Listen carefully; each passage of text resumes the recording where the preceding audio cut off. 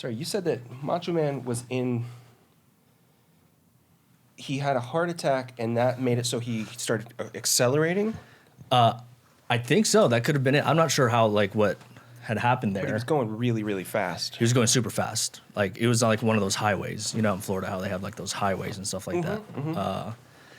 Yeah, dude, crazy stuff, wild stuff. Rest in peace, Macho Man, Randy Savage, dude. Snap into a Slim Jim for the boy one time. I actually just was listening to a podcast where they were talking about this. There was a guy that, the ghost of Macho Man. The ghost of Macho Man, dude. Oh, shit. That could be a good thing, just to know he's with us. But I just heard this thing. It was a guy that cleans up crime scenes, and it was a guy who was in a hot tub, lived alone, and he had a heart attack and died in the hot tub, and they didn't find him for another 8 weeks. So when they finally found him, that's disgusting. All of the flesh, all of his entire body melted. It was like a soup. He cooked in the soup, and it just, when they got there, I guess they couldn't see the bones because the bones kind of fell in the bottom of the hot tub, but it was just a black hot tub. It was just black. It was just human soup. That's disgusting, dude. Is it summertime? No, I think it was just, it was hot water. You know, he's in the hot tub. Yeah. And Fuck, he cooked. Dude. He cooked. Souped it up. No soup for you, sir. Oh, well, all soup that's it, soup. That's crazy, yes, man. Soup for him. That's crazy, dude. That's kind of like a sad way to go. You know what I mean? Stuff like that. Like with Macho Man, like just fucking, because I thought you meant the soup guy. Well, both. Like this, the soup would probably be worse. I don't think I'd want. Well, you're just having a heart attack. That sucks if you're realizing you're having a heart attack, I guess. I guess. But I feel like, I don't know if he had a family, probably not, because they didn't find him for another 8 weeks. Macho Man, dude, he's fucking with us. But I think that's the way to go. Yeah, be like just everything. Remembered. There's so many boring things out there. Like, why you die in your sleep? Yeah, You know, that's the way everybody wants to die that way. Why not just like have people find you and like make it like it's a task? We're gonna be thinking about you the whole time when they're trying to clean up your human soup box. That is actually true, right? I've always said that I wanted to go like in a really memorable way. Like if I had to go, then it had to be a way that where people will remember it, and it's just not like, oh, he went peacefully. Like, yeah, no, you got to make it memorable. That's to think like the way it looks. Sorry to be depressing about this, but I've got to turn on it. I try to look at things in a way where like. There's some good things, and you know, you find the good in everything. But I mean, like, we're probably both going to die of cancer, or we're both going to get cancer at some point. All the things that we're like putting into our bodies. I'm drinking the plastics are killing you. Like this is killing you. Like all the things we're breathing in. Let's say you get stage 4 cancer, or even 3, or whatever. Any of the numbers. That sucks. Yeah. But speaking of which, you may want to go get those lungs checked out. Yeah. Well. Lung cancer right now. So you get the cancer. That's gonna suck. But why not use it to your advantage? Like you're gonna die.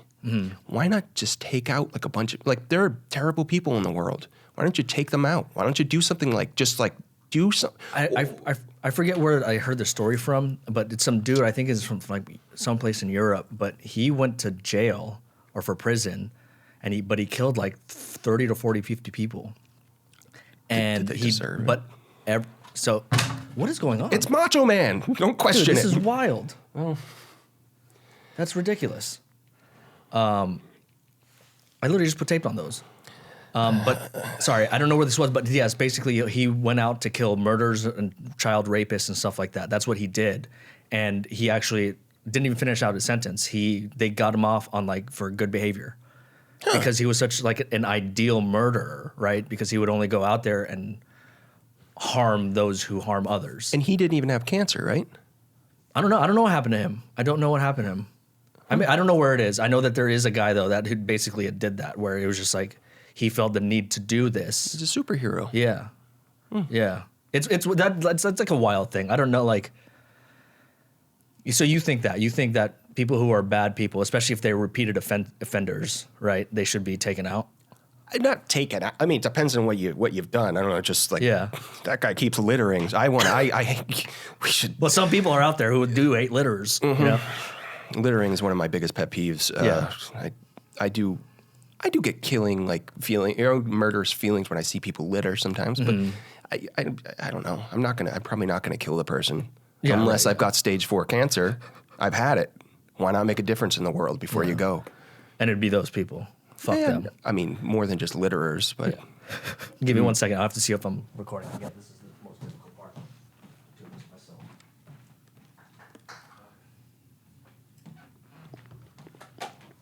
All right. So talking about cancer, you do medical. I just found out something interesting about you. You do medical like studies to your body. Like, what would actually be the word for that? I'm a clinical.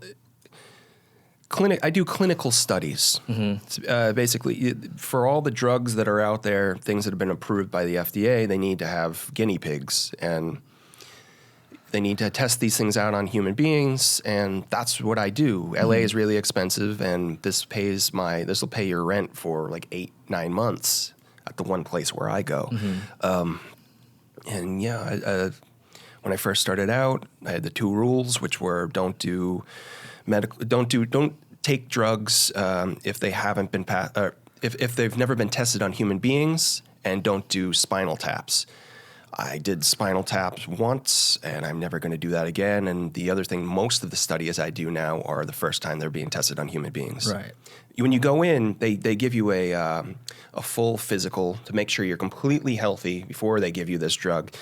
And then they quiz you on the drug, and what are the side effects. And when it's just monkeys and dogs that have taken the pills or whatever the thing is, it's kind of hard to tell.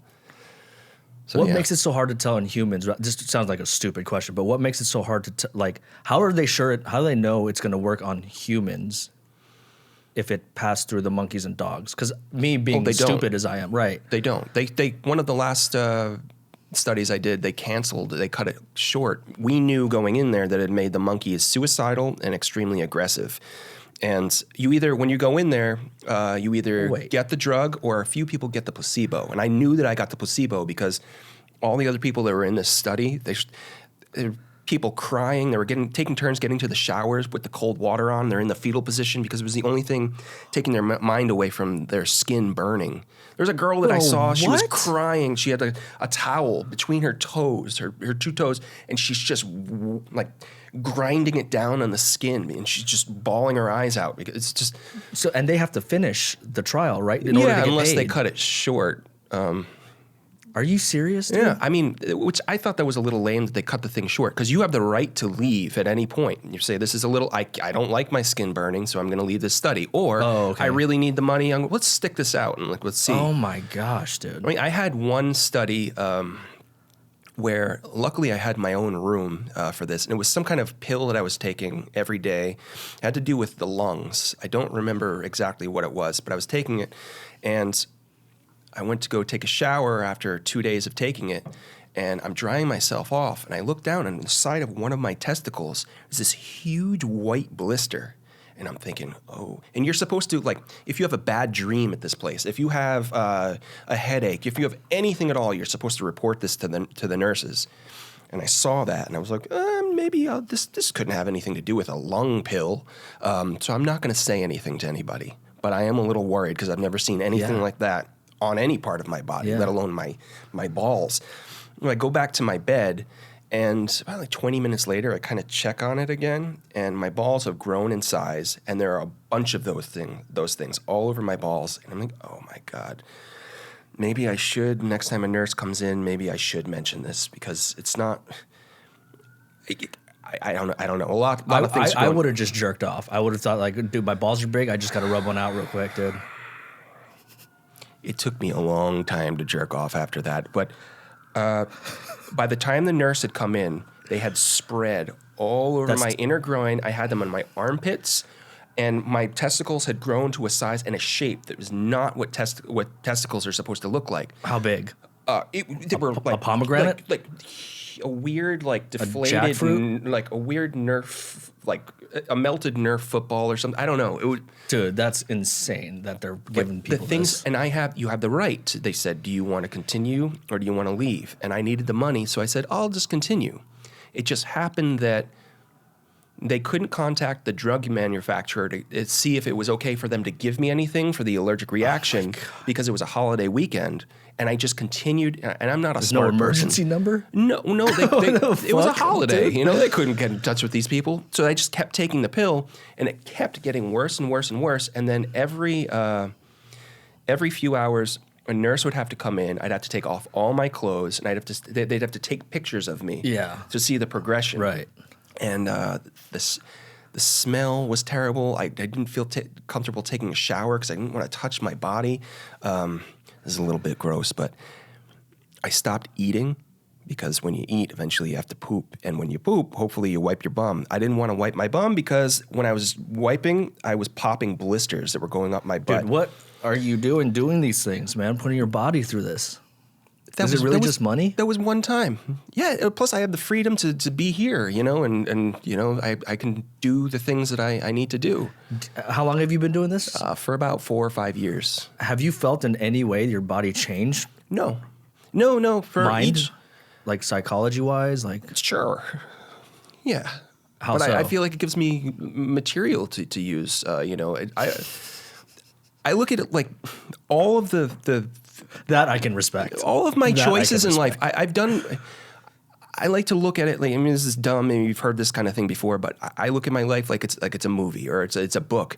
Do you want people to keep watching that book, or there are always more than one choice. It's January 2nd now. People come up with resolutions. Right. Every year I've got the thing of like, just try to listen to your gut a little bit more, and really I go, but I never do, and it leads to these things, and like. I don't know.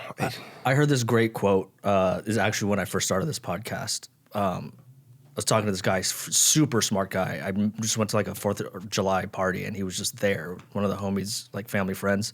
But he said I forget who the quote is from, but it says,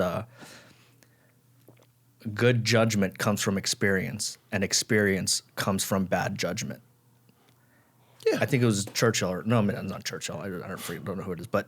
Such a great quote, you know what I mean? It's like, the reason why he told me that's because obviously the name of the podcast is The Successful Failure.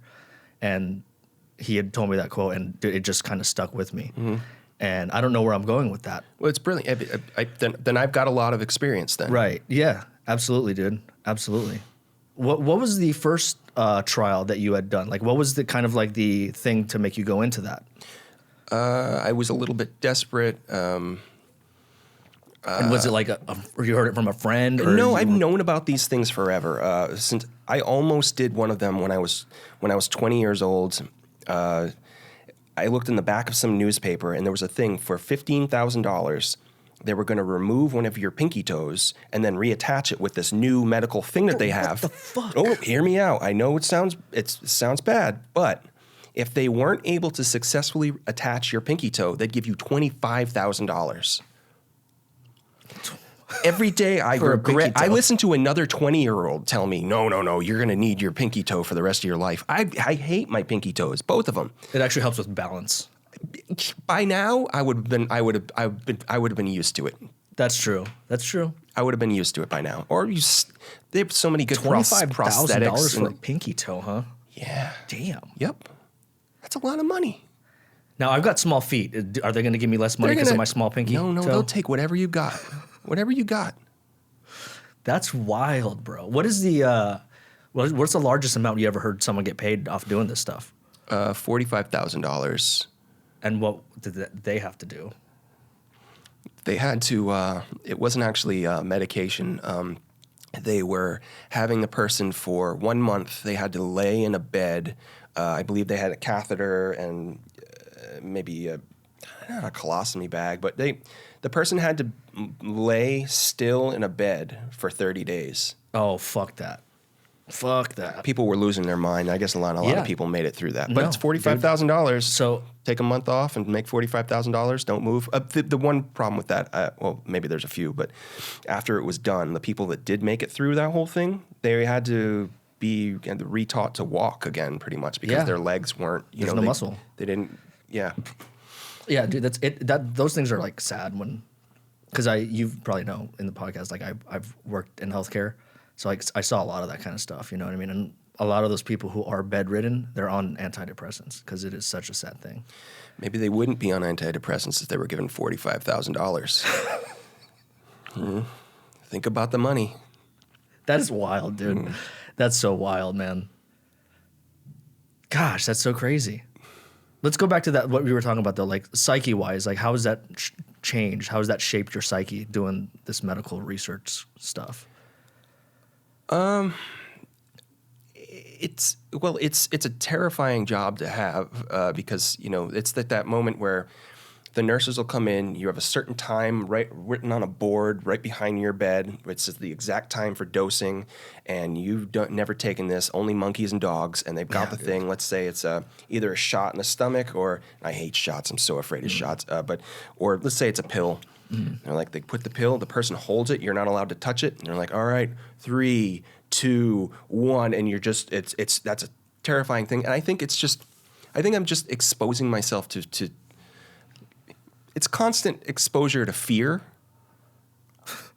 but I guess it's helped me to know that, like, through fear, there's just not a reward, but I actually don't know I'm not answering the question the right way. No, you're fine. I don't know. No, you're fine. So it's also strange too, because you're a very you're an animal person. You love animals. I have so many animals. Yeah. I'm not kidding when I say I don't know how many cats I have in my house. I don't know. Which I love that, because I have 2 cats, and they're the best things in the world, dude. Cats are literally the best animals in the world. I love cats.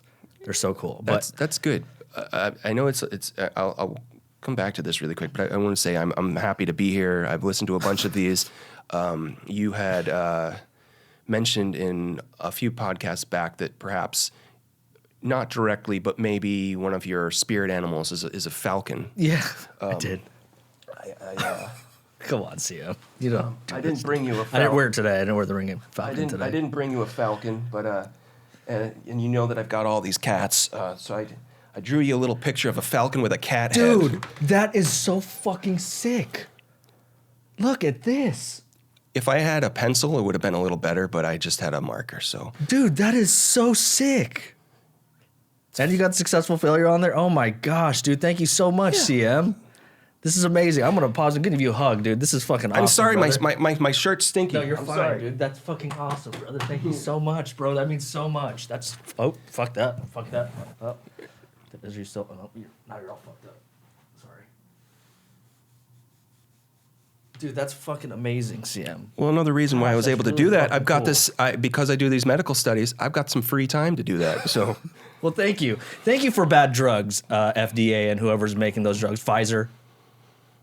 I'm just kidding. No, fine. But no, this is fucking amazing. We're going to put this. Well, don't put it on the Macho Man wall. It's going to fall off. We're going to put it right there. So I was going to send it right there. Yep. Dude, that's awesome. Thank you so much. That's so cool.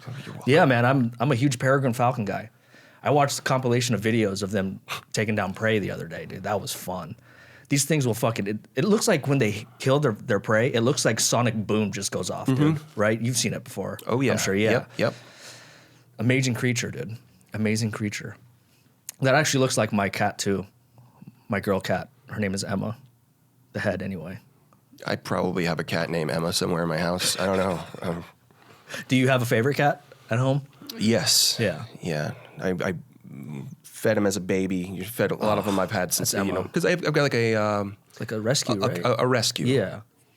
A lot of times they're tiny little litters of kittens, bottle feed them and then get them socialized with the billions of other cats and then get them adopted out. But this guy Lenny that I had, Lenny. I bottle fed Lenny, and Lenny, I don't know.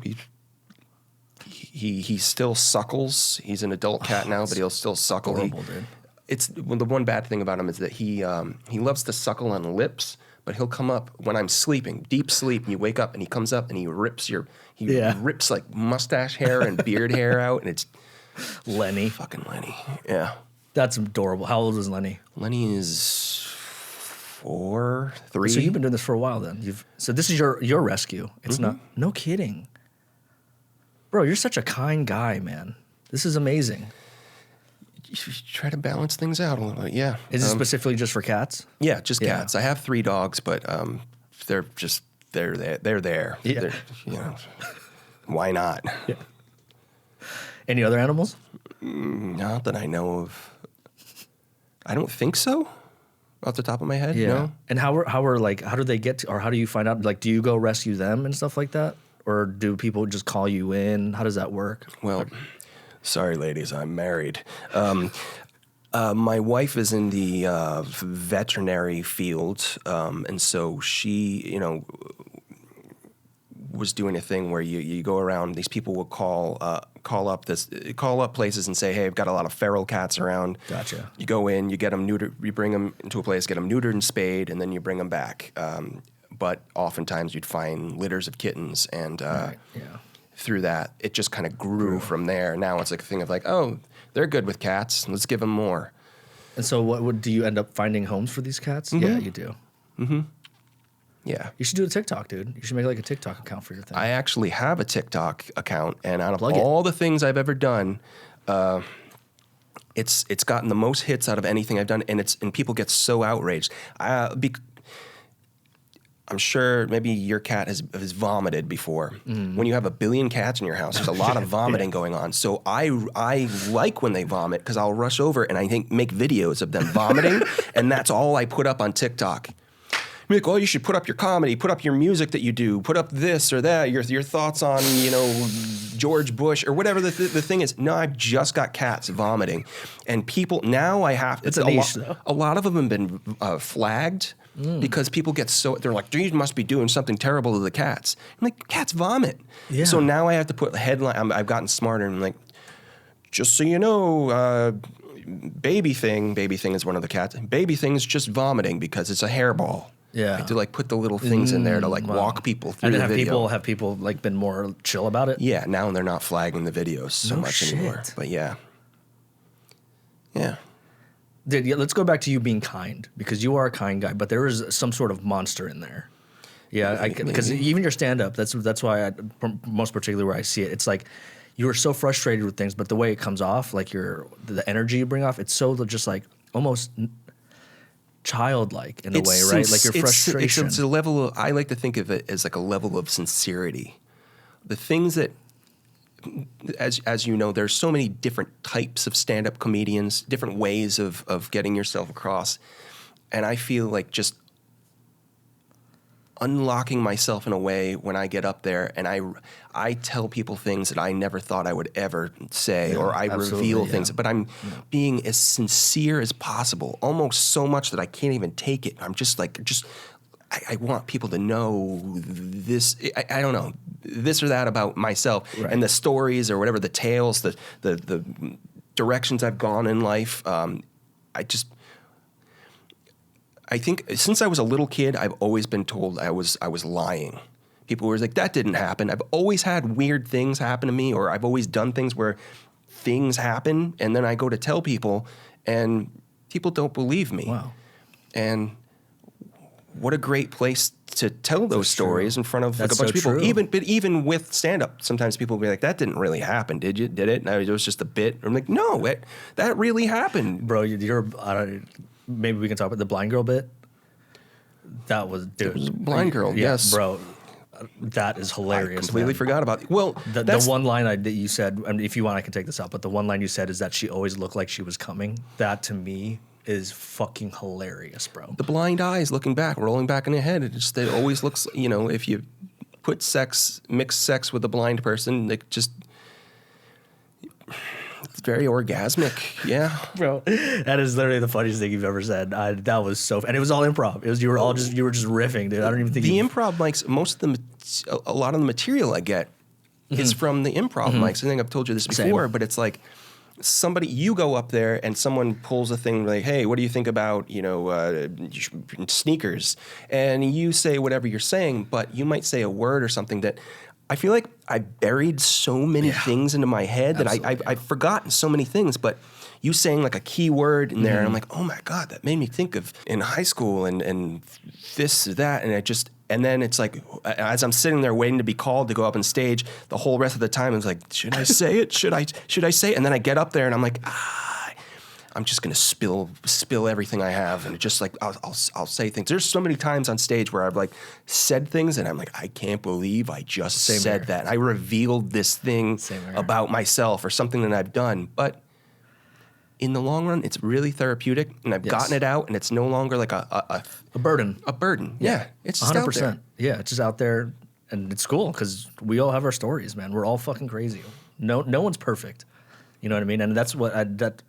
Especially coming from film, again, and then fucking coming into stand-up, it's like, from film, you want to be perfect. You want to be as perfect as possible. Where in stand-up, it kind of don't have to be, right? Like, there's no even need, I mean, sure, perfection in the craft, but as a person, it's like, no, like, the things that are unperfect about your life is what's going to be the funniest, is what it seems like. Being sincere about who you are. You know, right. That's exactly. There's so many people, and also, I mean, some people are just a little bit boring, and they're even being sincere, but yeah, I don't know.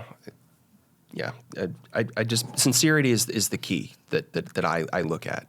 Right. And how long have you been doing stand-up? Stand-up, strictly stand-up since I moved to LA in 2018, but I've always been in music. I've been frontman in a lot of groups, and I'm singing, playing guitar with a band. But there's so many times where people were yelling at me to just stop talking, stop talking, play some music. But I want people to know about what I saw in the bathroom. Like before our band got up on stage, there was a guy washing scrubbing his penis with a dry paper towel, and I'm like, why is that going on? All right, and then it's just still in my mind. I get up and we play 3 songs, and I'm like still thinking about the penis in the dry paper, and I'm like, guys, you didn't know what I just saw, or you wouldn't believe what happened on our way here today, or right. Yeah, I saw a dog get run over by a fire truck or something. It just.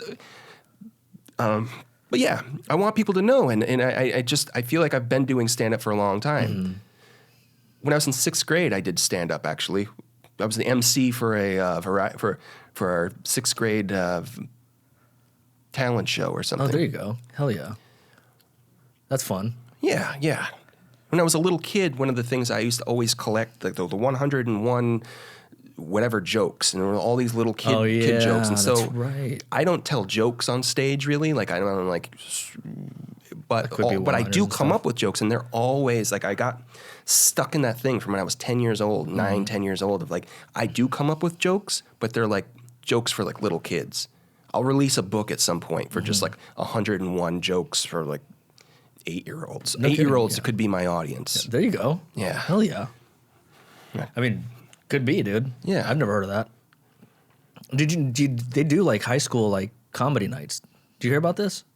There's like high school, like kids will come into like, I think either the Improv or the Comedy Store, and then they'll have shows. That's good. Some open micers will like host those things or even go up. I haven't heard about it in a while, but I know that they exist. I like that. Obviously, you got to be clean. You know what I mean? Yeah, but that's good. Exposing whatever the art form is. Yeah. Well, apparently it's more so just like, what do you like? So what sport do you play? And then they'll say a sport and be like, oh, that's gay, and then everyone will just start laughing because it's high school kids. You know what I mean? Yeah. Like, I got to go to one of those then. You should. You definitely should. You get booked a lot? Yeah, I get booked. Yeah. Yeah. I'm no real big problem getting booked. Where do you go up the most? Well, there's always the fourth wall. Yeah. Because I just love that place. I used to live like 10 minutes walking from where the fourth wall is. So I was going there all the time. I don't know. I've done all over LA. I did this summer. I was in Rhode Island. Performed there. Oh, no kidding. Are you just hitting up bookers when you go back home? Being asked to go. Yeah, the first places I ever did stand up when I moved here was I got a job doing a commercial when within the first month that I got here, I was doing a commercial, and I was like, I had the thing in mind frame of like, I'm gonna do stand up when I'm here, and there was a girl that was next to me, and we were talking with each other, and I told her I did stand up. I did stand up. I didn't do stand up yet. And she was like, "Oh, really?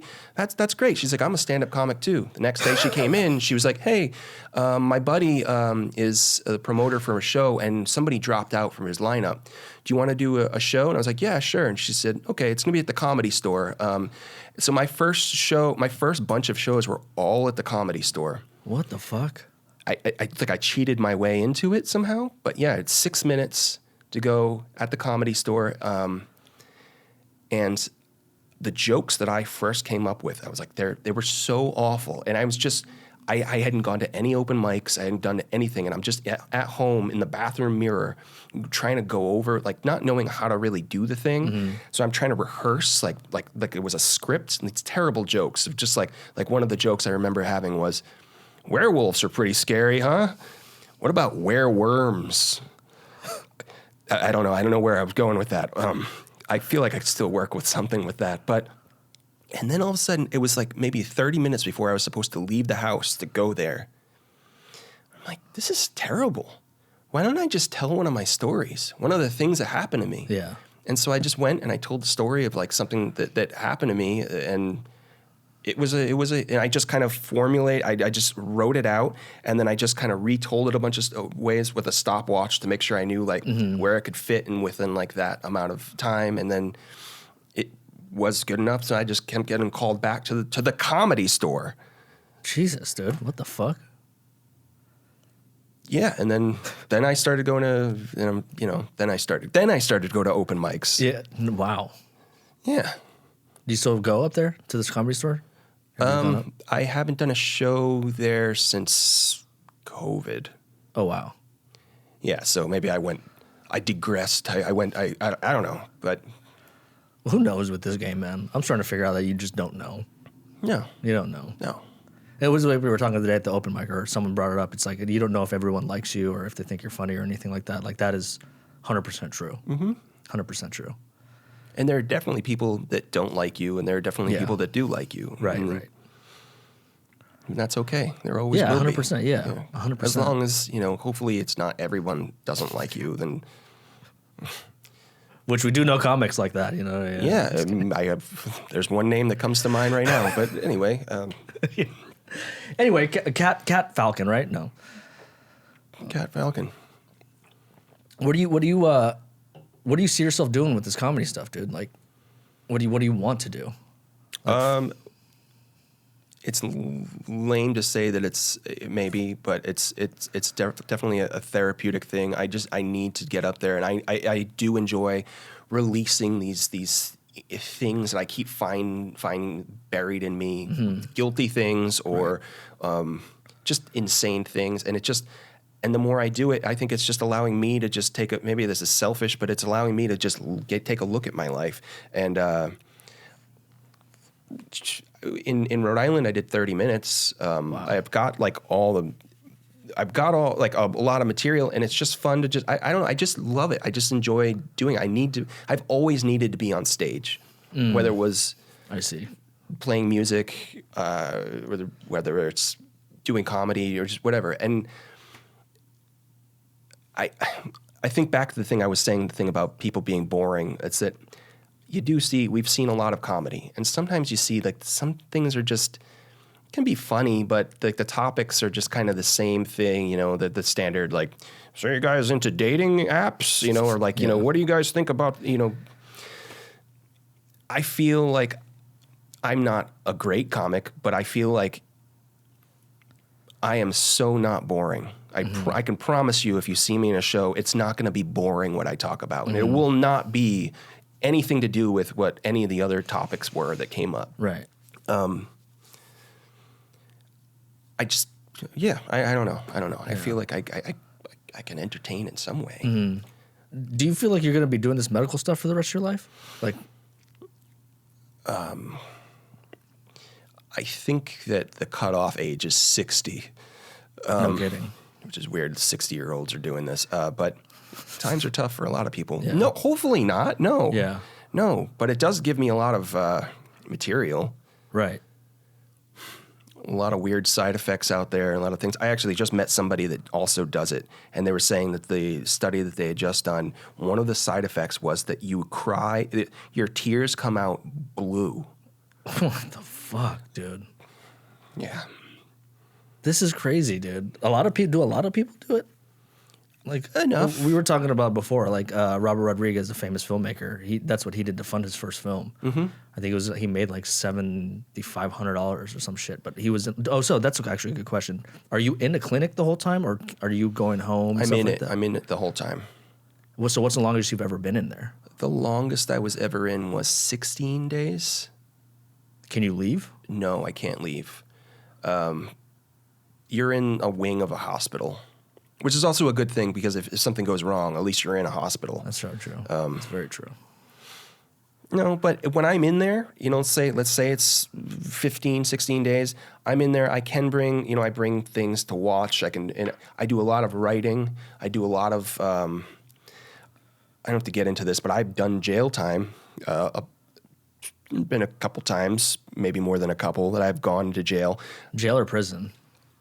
Jail. Jail, yeah. Big boy jail, but not jail. And it wasn't a holding cell. It was a big boy,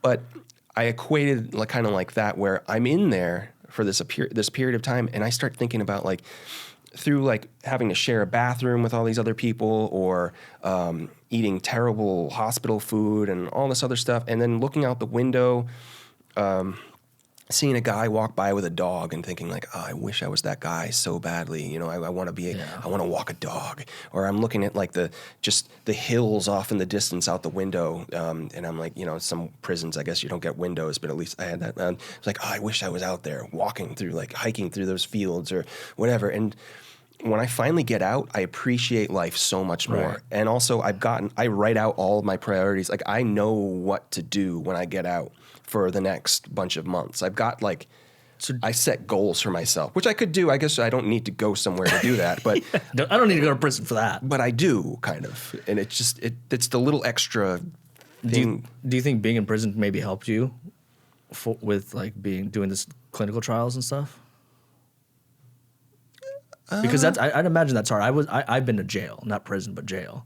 I was there for 4 days, and that already made me fucking crazy. So I can only imagine what it feels like to be in there for fucking longer than that. In jail, the prison guards aren't always nice to you. Mm. In the medical study thing, the nurses aren't always nice to you, but there are more nurses, and usually they are kind of nice. Yeah. That's a bit. I don't know if that's a bit, but you got to make this a bit now. That's great. Prison and fucking these medical trials. In prison and in jail, they're usually not injecting you with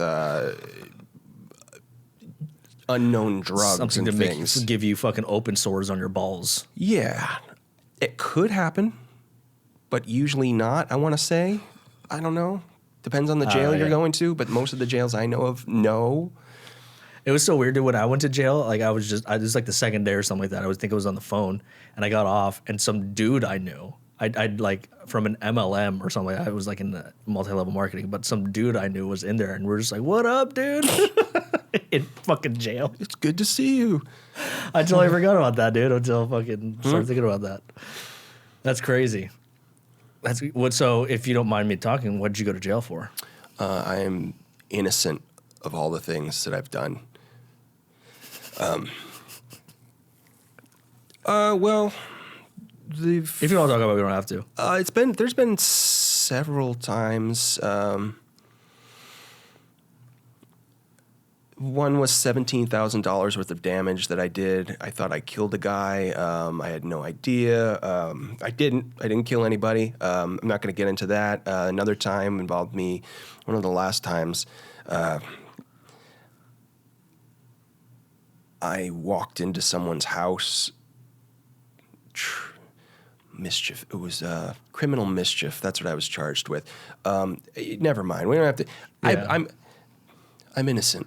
Yeah. Of all the things. Well, if it makes you feel better, I went because of a DUI. Okay. And I was 1,000% guilty of that. 1,000% bad decisions, man. That was awful. That did change me, though, for sure. For sure. It's changed me. That's why I don't drive cars. Oh, wow.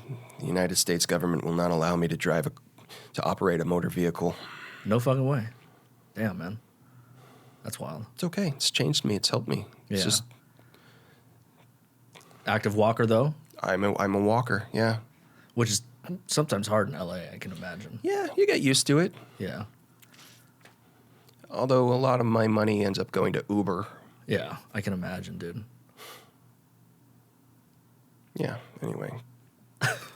But I actually am allowed to drive now. I do have a car. A car was bought. But the car, there's a catch. I thought that if I waited 10 years or more, I wouldn't have to get one of those interlock devices that you breathe into. Yeah. I went to the DMV last year, and the guy laughed at me. He said, did you think if you waited, you wouldn't have to do that? And I'm like, yeah, it's been for 10 years. You know, so I do have a car. But in order for me to get a license, I have to present to the DMV a car that has the interlock device already in it. Oh, so you got to pay for that to get it installed? Yes, but the car is in Iowa somewhere. I don't know how it all worked out. It's just how it is. So I need to get to Iowa, but I can't just drive the car all the way back shit. because I don't have a license. I mean, I could, but Yeah. I don't know. It's just, That sucks, man. Sorry to hear that. but it's okay. Yeah. Maybe it'll lead to a whole new. Maybe I should go for that lone drive. That'd be a Maybe. good story for the stage.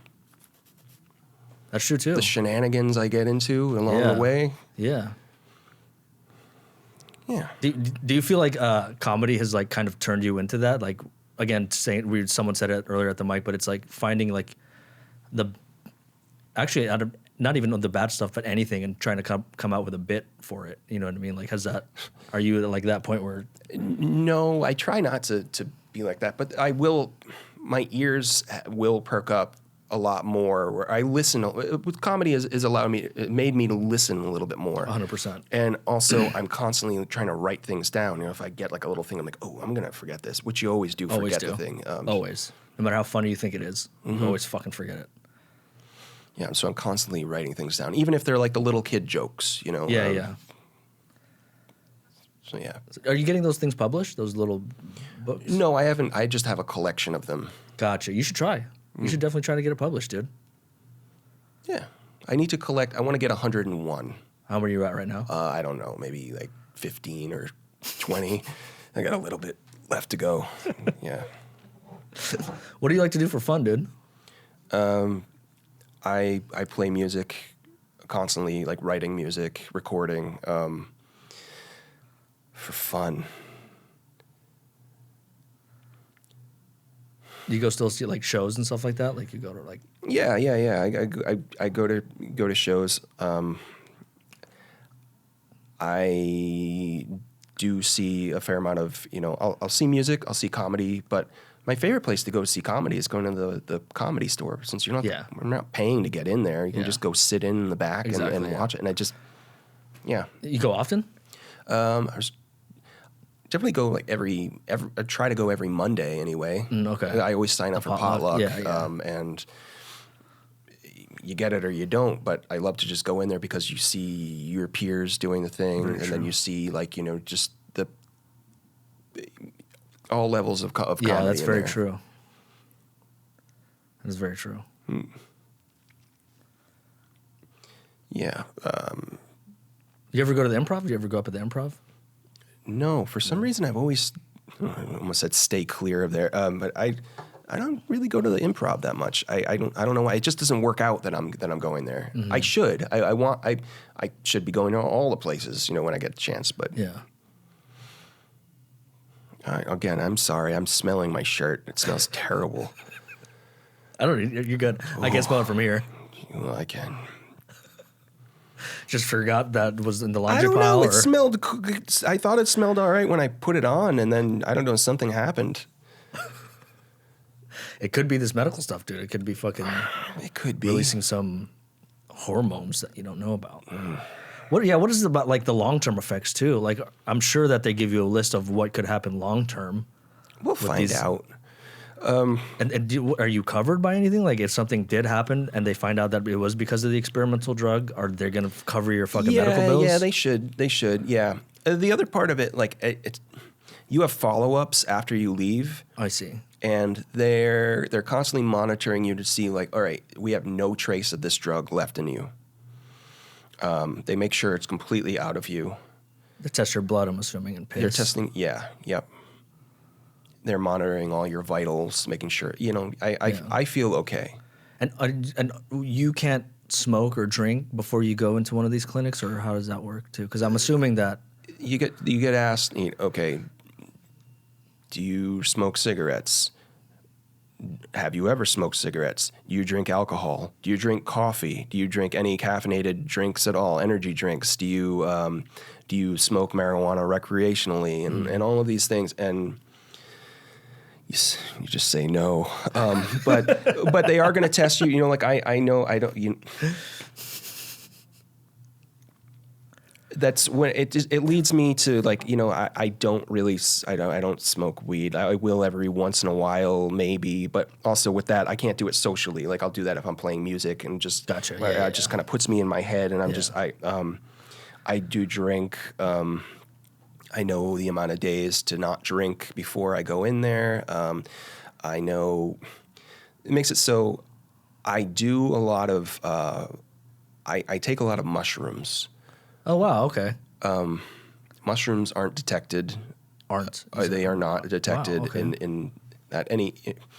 So I do a lot of that. Like every day type stuff? Well, I was doing it every day. I just, the podcasts you listen to, and they're like, microdosing is really great. Right, so I was just microdosing on my own, just thinking I was taking these gummies, and I would if I took one of these gummies, every single day, it's like I'm not feeling any of the I'm not feeling like I'm not tripping. I'm just, and I'm thinking maybe I'm benefiting from this. And I don't know if I ever did. I was just telling myself that. And I was doing it every day. And then I ran out of those gummies. So I got from the same person that made those gummies the next batch of gummies. And so I started taking those. And then I did a show on my birthday a few years ago, thinking I had microdosing. I'm about to go up, and I'm looking at my hand, and I'm like, fuck, I am tripping really hard. Damn, that sucks. So it was an interesting show. Yeah. And also, again, just being sincere with the people and being like, it's my birthday. You get there like, oh, it's they give you the little extra thing, and then I'm also tripping on shrooms, and I didn't mean to. So the audience will help you out sometimes, Yeah. So yeah, I'll take the mushrooms at home. I think I've mentioned this before, but like I like to just sit on my bed. All the cats gather around me, and I'll sit there, and it's like this weird meditative thing where I stare into their eyes, and they're just all staring at me, and it's like almost like they know. Like, oh, it's You're time. tripping, He's doing the thing. Let's go onto the bed with him. And that's kind of crazy. yeah, it is. But I've never tripped in front of my cats before. I've microdosed LSD, but that was before I got cats. And I just don't like shrooms. I had one really weird trippy shroom thing.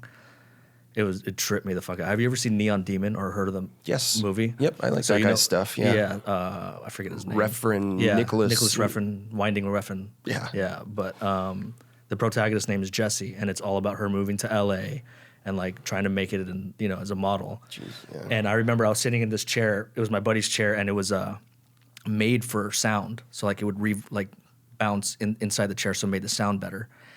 And for some reason, it was just this part where someone had said Jesse in there, and it just started echoing, Jesse, Jesse. And then I went into this fucking white room, bro, like where it's just like lit like this, but everywhere.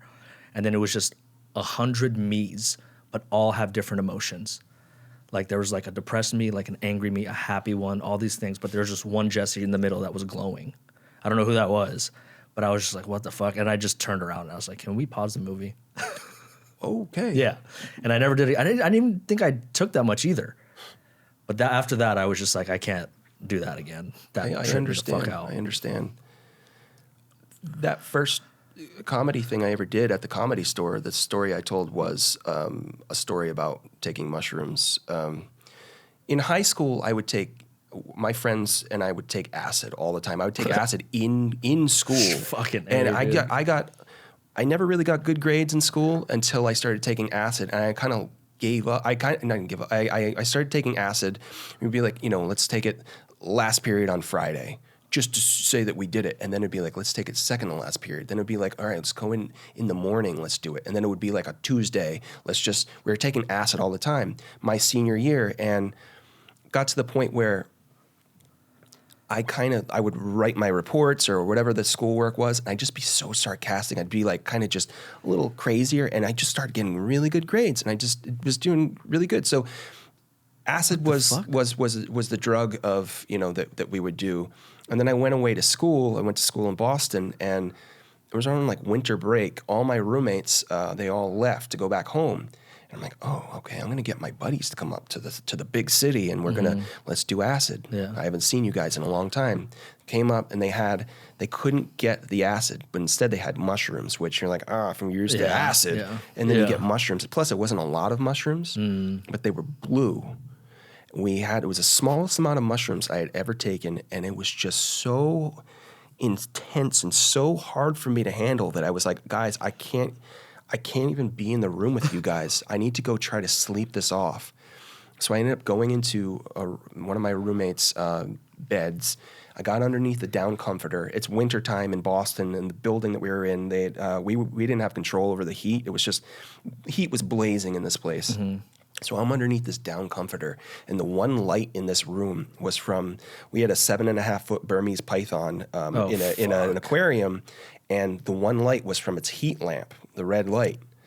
So I'm underneath the blankets, and I become aware. I'm looking at the snake, and I'm underneath the covers, just looking, you ever look at a snake? You go over here or over here. It always looks like the snake's eye is looking at you. If you're on, dude. So I'm looking at the snake, and it's just looking at me, and I'm looking at it, and I'm under the covers, and I start going like this on my body, and I'm just under there, and I'm just looking at this snake, and it's so intense, and the lights, and so I start going like this, and I'm pushing on my body so hard, not realizing I'm doing it, and my hands are going lower and lower and lower, until finally I get down here, and I'm pushing on myself so hard, just looking at this snake's eye, till finally I get down here, and I'm rubbing so hard on myself, and all of a sudden I just stop, and I feel around, and I don't feel my penis. And I'm like, wait, what? And then I feel like wetness, and I pull my hand out, and it's dripping with blood. So oh my God, dude. I reach down again, don't feel anything, and I realize I've just rubbed my penis off. And so I'm just laying there, and I'm still looking at the snake. I'm not rubbing against myself, and it's not a moment of, it wasn't sobriety that came to me. I'm just still in this like thing, but I'm just realizing I have no penis. I'm 18 years old, and I'm going to live the rest of my life without a penis. And I'm thinking about like me at like, when I'm 45, or when I'm like, I'm just never going to have a penis. I'm thinking like, the date where you're like, I'm sorry, there's something I need to tell you before, and then I don't know how many minutes later, the door opens up, and my friend comes in, and she's like, we haven't seen you in so long. You can't do this. I know we're all tripping really hard, but just come out. We need to see you. So she rips the blanket off of me. And I'm like, okay, I'll come out. So I put one leg down off the bed and the other leg, and I get up. And as I walk out of the room, I'm shuffling my legs because I'm waiting to see my penis fall out of my pant leg onto the floor. And it took me so long before, I'm silent when I'm with everybody, and I'm just going through the thing of like, I've just rubbed my penis off. And it took me so long to finally go to the bathroom and check to see that I did, in fact, still have a penis. What happened was I was under the down comforter in the heat, and I was so sweaty that my hand was covered in sweat. But with the red light from the heat lamp, you thought it was I blood. thought it was blood. Fuck. And it took me a while to get back into mushrooms. It was like, acid's my drug. Yeah. That's crazy, dude. I am one of those guys who do believe that. I think thousands of years ago, people did do like shrooms and LSD, smoke weed as like rituals to kind of maybe learn some things. The something chimp. Stone ape theory? Stone ape theory. Yeah, the stone ape theory, yeah. Yeah. I've heard that one. That's a great theory. That makes 110%. Like, that makes sense. But But yeah, I am 100. Like, I mean, I don't see why they wouldn't, especially being like, in nature, where that's the best time, like the best setting to do those things, and you see the most beautiful things while you're tripping. Yep. And Absolutely. it also like helps you mentally, you know what I mean? Like it helps you kind of figure stuff out. That's a crazy story though. God damn. That's hilarious. You turned out to a bit. That was the first bit I ever did. That was the first time shit, I okay. ever did. But since then, I've gotten other like I've a few like acid mushroom stories. And like one of the things I've talked about on stage is like the only bad time I really ever had on drugs was I guess I forgot about that one, so I didn't. I got kicked out of. I got banned from this girl named Patty Glacier. In high school, her mom ended up banning me from her house. While everybody in a high school party is drinking beer, taking acid, and I'm in this place, and I discover that in Patty's mom's bedroom, there's a huge fish tank, and she had like a party this one weekend, and then like another weekend she had another party, and at one point, I guess the mom, it was one of those moms that was kind of like, okay, when I'm gone, you can have a party. There are people like, some moms like that. But she was realizing, why are there fish disappearing? Like, where's this fish or where's this fish? And then every weekend she'd be like, where are my fish going? And I finally got caught. I didn't think I was doing anything wrong. Taking a bunch of acid, staring at the fish tank, but then realizing, getting the idea in my head that these fish would be better off in the cosmos of me. So I'm taking the fish and then swallowing them whole. Dude, what the fuck? No, I don't know. I just at the time I thought it was all right, and I'm fine. I was fine then. What the fuck, CM? I've swallowed a lot worse. But then with one of Swallowed these, jizz, dude? No. I got paid a lot of money. Think of the money, man. The freedom you have, just a little. But yeah, That's crazy, dude. Jesus. those, and then going home and looking at the stars. But before I went back inside, staring up at the stars, you're tripping, and the stars are beautiful, Yeah, absolutely. And then Kitty, her name is Kitty, comes walking up, and you're like, oh, hey, Kitty, and you're petting Kitty. And as you know, when cats start to enjoy you petting them, sometimes they'll just push themselves into you, and, so Kitty started to do that, but I'm more involved with looking up at the stars, and then eventually looking down and realizing that it was a skunk. Kitty was black and white. Kitty's black and white, so are skunks, and I'm seeing this skunk, and I immediately froze and then backed up, and eventually the skunk was so nice. I don't know. I don't know why it walked up to me. Maybe it was just, I think I Animals just saw probably out know of the when you're corner of my tripping. eye, and I was just like, and I seemed friendly. Maybe they could read that there was no like fear or any aggression. I was welcoming, and I don't know, and it just wait for the thing to waddle away. Damn, dude. That's some wild ass stories. Fuck, I thought I had some crazy stories off tripping, but goddamn. Yeah, it hasn't happened yet. You can the next time. I don't know, man. I don't know. I think right like now I'll do shrooms. I don't think I could do LSD now because it's just way too long. You know what I mean? Like, also, the scary thing is that like maybe I've gotten wiser because I'm being paid to do these drugs, but you don't know where the LSD is coming from. true, very true.